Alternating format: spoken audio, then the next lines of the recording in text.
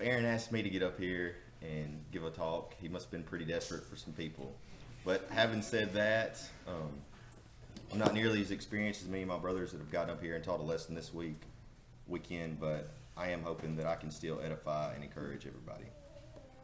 So as Christians, our Great Commission is to expand God's kingdom by baptizing new members and teaching those members to observe all God's commands. I get that from Matthew 28, verses 18 through 20. So when I go out and study with different individuals, as I'm sure many others do, I often get this phrase when I'm teaching the truth. They say, "Chance, that's great, but I feel like." And this is something that deeply bothers me and that I even lay awake thinking about at night. And instantly I think about Jeremiah 17, 9 and 10. "The heart is deceitful above all things and desperately wicked. Who can know it? I, the Lord, search the heart. I test the mind, even to give every man according to his ways and according to the fruits of his doing." In a culture that praises and encourages everyone to follow their own heart, how do we as Christians separate ourselves from the world and not conform to its practices as stated in Romans 12, 1 and 2. I'll read that real fast.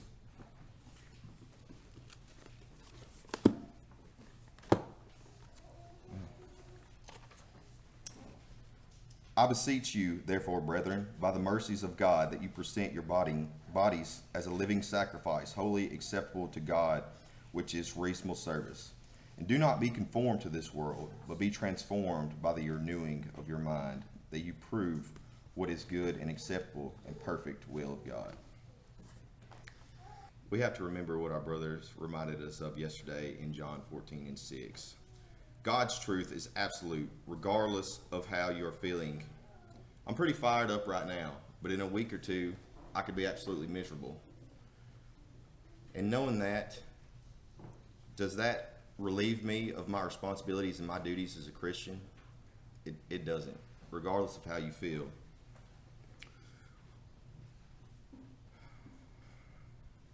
I'm not saying that emotion is bad, but I am saying when you make a decision on your emotions rather than on the absolute truth of God, you're in trouble.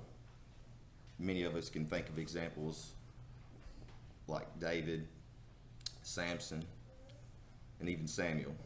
But even though we're going to go through valleys and times that are hard, it's not a time to be used to feel sorry for ourselves. And I say this because of what God told Paul in 2 Corinthians 12 and verse 9. If God's grace was sufficient for Paul in his situation, why would God's grace not be sufficient for you when you're going through your valley? I think about this a lot of times when three of my brothers, Caleb Daniels and Aaron Batty and Justin Black,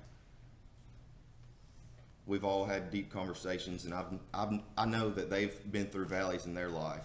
But if it wasn't for them leaning on God's absolute truth rather than their emotions to get through their valleys, then I very well may not be standing here before you today.